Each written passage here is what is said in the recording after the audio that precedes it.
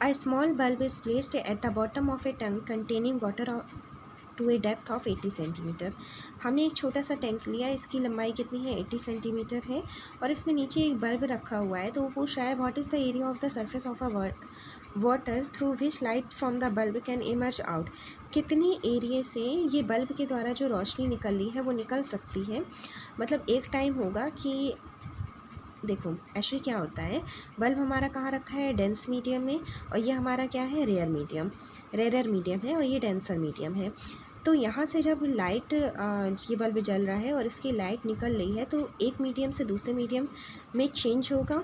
तो जाना तो इसे ऐसे चाहिए, लेकिन अब ये rare to denser to rare जा रहा है। इसका मतलब है लाइट जो होगी वो थोड़ा अपने रास्ते से विचलित हो जाएगी और ऐसे मुड़ आएगी। अब इसके बाद इस एंगल को हमने बढ़ा दिया, पहले ये लाइट ऐसे जा रही थी, एंगल को हमने बढ़ा दिया, तो अब ये लाइट ऐसे जा रही है। तो अब क्या होगा, पहले इतनी मुड़ रही थी, फिर और मुड़ेगी, मुड़ते मुड़ते एक टाइम ऐसा भी आएगा ना कि ये इसके बिल्कुल पैरेलल हो जाएगी, मतलब यहाँ से ये निकल के इसके पैरेलल हो जाएगी।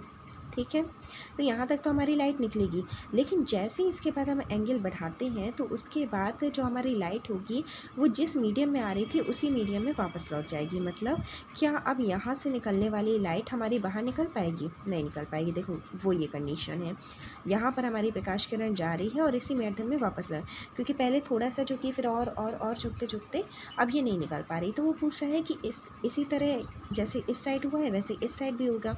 तो पूछ रहा है कितना एरिया कवर होगा जहाँ से आपकी लाइट निकल सकती है। इसके लिए हमने एक अलग से फिगर बना लिया।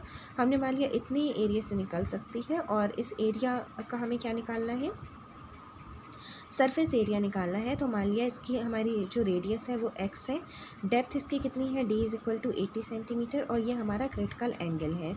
ठीक, अब हमें x की वैल्यू अगर पता चल जाए, रेडियस की वैल्यू पता चल जाए, तो पाई आर स्क्वायर करके हम पूरा एरिया निकाल सकते हैं। तो इसके वैल्यू निकालने के लिए हमें क्या करना पड़ेगा, d की वैल्यू तो हमें पता है, केवल हमें थीटा c पता चल जाए।